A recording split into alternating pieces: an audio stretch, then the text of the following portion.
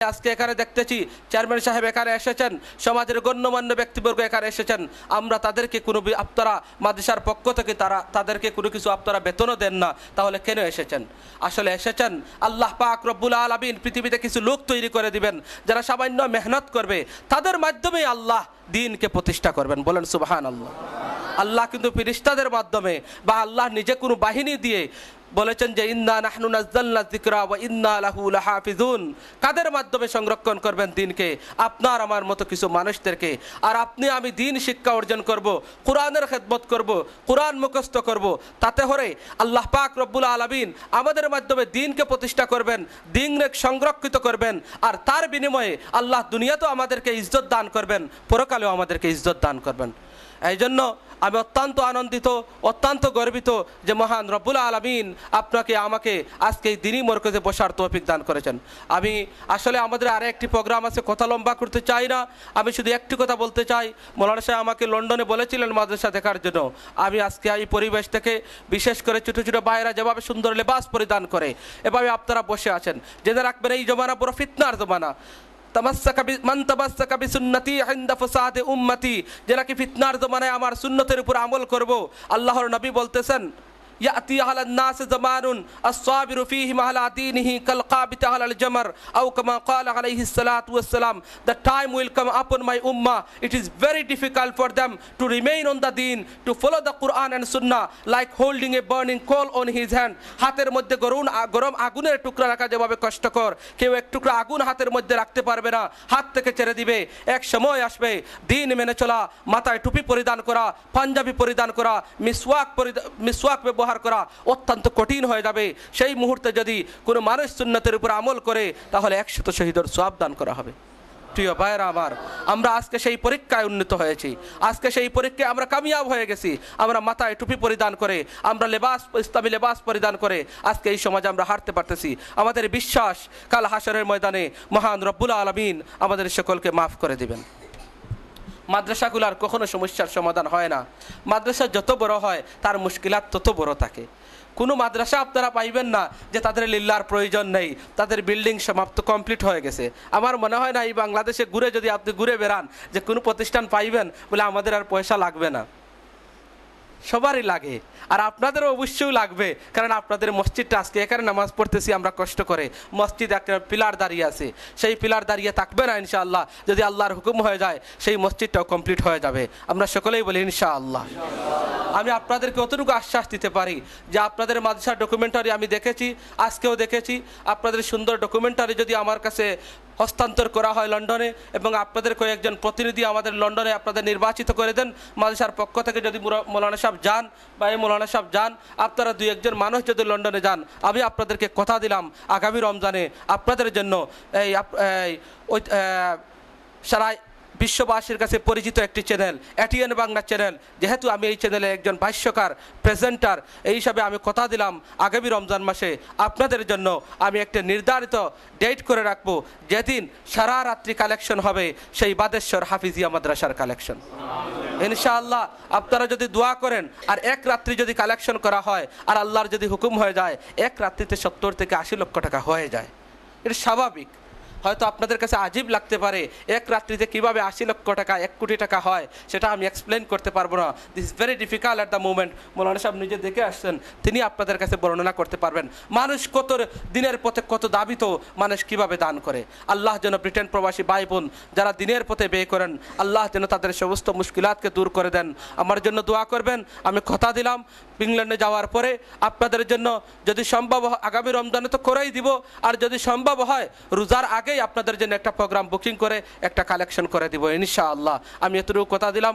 এবং যারা এতিম ছাত্র আছে মাদ্রাসায়, তাদের জন্য আমি গরিব এন্ড এতিম ফান্ড ট্রাস্টের পক্ষ থেকে একটা বরাদ্দ আমি ইনশাআল্লাহ এই মাদ্রাসায় দান করব। আমার জন্য দোয়া করবেন। আপনাদের মূল্যবান সময় নষ্ট করেছি, আপনারা কষ্ট করেছেন, আমাকে মাফ করবেন। পরিশেষে সকলের দোয়া দিয়ে আমার কথা এখানেই সমাপ্ত করলাম। আসসালামু আলাইকুম ওয়া রাহমাতুল্লাহি ওয়া বারাকাতুহু।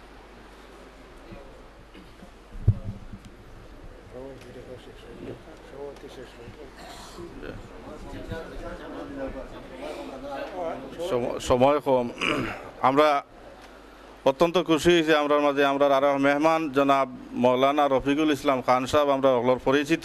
আমি দাওয়াত পৌঁছাইছিলাম ইনশাআল্লাহ, তাই না ইসইন। কিন্তু আমার প্রধান অতিথি জনাব হামিদি সাহেব এবং তার সহকর্মী তান্তানোর খুব ব্যস্ততা গতিকে আমি আন্তরিকভাবে দুঃখিত জনাব খান সাহেবরে সময় দিতাম পারিয়ান না। আপনি তসিম চ্যানেল লাগে আমরা অকলোর পক্ষ থেকে আন্তরিক ধন্যবাদ এবং মুবারকবাদ জানাইয়ার পরিশেষে আজকে সবার সভাপতি সাহেব বক্তব্য পেশ করার জন্য অনুরোধ জানাচ্ছি।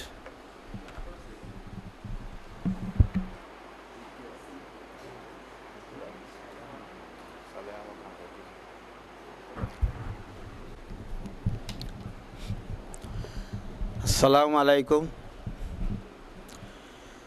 বাদেশ্বর হাফিজিয়া মাদ্রাসায় আজকে আমাদের এই সমাবেশের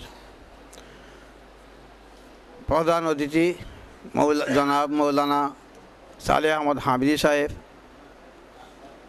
তাহার সবার সঙ্গী অন্যান্য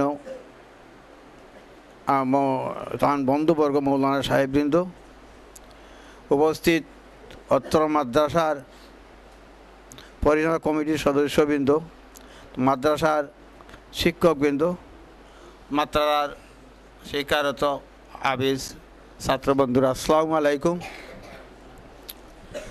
আমরা হাবিজ সাহেব লন্ডন যাওয়ার পরে জনাব মৌলানা সালেহ আহমদ হাবিজ সাহেবের সঙ্গে দেখা হয়েছিল। আমাদের মাদ্রাসার সম্বন্ধে কথা বলেছেন, দাওয়াত করেছিলেন, তিনি দাওয়াত রেখেছিলেন। সেই দ্বারা অনুযায়ী আজকে উনি আমাদের মাদ্রাসায় এত ব্যস্ততা থাকা সত্ত্বেও এসেছেন, তার সময় নষ্ট করে। তার জন্য আমি মাদ্রাসার পক্ষ থেকে, মাদ্রাসার ছাত্রদের পক্ষ থেকে, আমার বাদেশ্বরবাসীর পক্ষ থেকে, ইউনিয়ন পরিষদের পক্ষ থেকে তাকে ধন্যবাদ জানাচ্ছি। এত মূল্যবান সময় নষ্ট করে যে এসে আমাদের তার এই কর্মজীবনের দুটি কথা অতি সংক্ষেপে বলেছেন। সেই কথাকে আমি স্মরণ করে এইটুকু বলছি যে আপনার কর্মজীবন,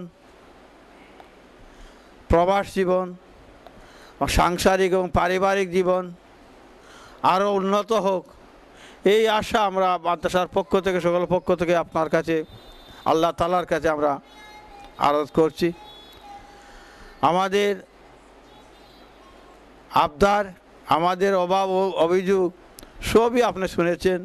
ব্যক্তিগতভাবে আমাদের হাবিজ সাহেব আপনার কাছে বলেছেন, আজকে তা আপনার স্বচক্ষে দেখে যাচ্ছেন। আমাদের সামান্য একটি এই জায়গাটা একটি ছোট্ট একটা বাজার ছিল, বাজার যে সময় নষ্ট হয়ে যায়, সে এরপরে একটা মসজিদও ছিল, পরে এখানে বাজার চলে যাওয়ার পর এখানে মাদ্রাসাটায়, এখানে মাদ্রাসা প্রতিষ্ঠা যারা সেখানে প্রতিষ্ঠা করেছেন, সেই সময় যারা চিন্তা করেছিলেন মাদ্রাসা হবে, সে কেউ বর্তমানে জীবিত নাই। আমি তাদের আত্মার মাগফিরাত কামনা করছি যে এই মাদ্রাসা যখন প্রথম প্রতিষ্ঠিত করেছিলেন, আমাদের মাদ্রাসার বড় হাফিজ সাহেবকে সেই সময় উনার রেখেছিলেন। সেই সময় তার উনার একটু ছাত্র বয়স ছিল, কেবলমাত্র তার হিফজ করেছেন। হিফজ করার পর তার উস্তাদের কাছ থেকে এই মাদ্রাসায় উনি রেখেছিলেন। আমাদের প্রথম যারা প্রতিষ্ঠা করেছিলেন মাদ্রাসাটা, এরপর থেকেই আমাদের মাদ্রাসার হাফিজ সাহেব তিল করে অনেক কষ্টে দেশের মুরব্বীকে নিয়ে আজ মাদ্রাসাটায় এইভাবে দাঁড় করেছেন। তারপর আমাদের দ্বিতীয় আব্দুল কাইম হাফিজ সাহেব, উনি লন্ডন 2-3বার গেছেন, তো ওনার সাহায্য, আমার প্রবাসীদের সাহায্যে অনেক দান আমাদের কাছে এসেছে। এই মাদ্রাসাটা কেবলমাত্র লন্ডন আমেরিকা প্রবাসীদের সাহায্যে আজ এত বড় হয়েছে, এবং মিডল ইস্টে যারা আছেন তাদের সাহায্য এসেছে। কিন্তু আমাদের স্থায়ী মাদ্রাসার কোনো ইনকাম নাই, যে স্থায়ীভাবে যে একটা ইনকাম হবে মাদ্রাসার, এই ইনকাম তার নাই। কিন্তু প্রবাসীরা দানে আমাদের স্টাফ যারা আছেন তাদের সামান্য আমরা সম্মানিত ভাতা দিয়ে থাকি। তাদের যে পরিশ্রম করেন, যে মাদ্রাসার জন্য যে ত্যাগ স্বীকার করছেন, তার তুলনায় আমরা কিছু দিতে পারছি না। তারা তাদের নিজের মাদ্রাসা হিসাবে কবুল করে নিয়ে এই কষ্ট করে যাচ্ছেন। আমরা কিন্তু প্রবাসীদের জন্য, লন্ডন আমেরিকা এবং অন্যান্য স্থানে যারা প্রবাসী আছেন তাদের জন্য আবার বিশ্ব মুসলমানদের প্রতিদিন আমাদের মাদ্রাসায় দোয়া হয়। প্রতিদিন খতম হয়, তারা দোয়া করেন। আমাদের ছাত্ররা কিছু দিতে পারছে না, কিন্তু কেবলমাত্র আপনাদের প্রবাসীদের জন্য দোয়া করতেছে যে আপনাদের প্রবাস জীবন শান্তিময় হোক, সুখী হোক, উন্নত হোক, কর্মজীবনও আপনাদের উন্নত হোক, এই দোয়া আমরা করতেছি। আমাদের ছাত্ররা প্রতিদিন এই দোয়া আপনাদের জন্য করতেছে। যাই হোক, আপনি যে আশা আমাদের কাছে, আকাঙ্ক্ষা, আমাদের আবদার অনুযায়ী আমরা রেখেছেন, আমরা দোয়া করি আপনার কর্মজীবন আরও উন্নত হোক, সুস্থ হোক, এবং যে আপনার যে সমস্ত চ্যানেলে যে সমস্ত কর্ম করে যাচ্ছেন, ইসলামের কাজ করে যাচ্ছেন, সেই কাজ আরো উন্নতভাবে করে যান। আল্লাহ আপনার তৌফিক দেন, আপনার জ্ঞান পরিবারও বাড়ুক, এই আশা ব্যক্ত রাখছি। কিন্তু আমাদের বাংলাদেশের কূটনৈতিক সম্পর্ক যতটা পৃথিবীর মধ্যে যতটা দেশে আছে, আশা করা যায় প্রায় দেশে আমাদের মাদ্রাসার ছাত্র আছে। এমন বাংলাদেশের মধ্যেও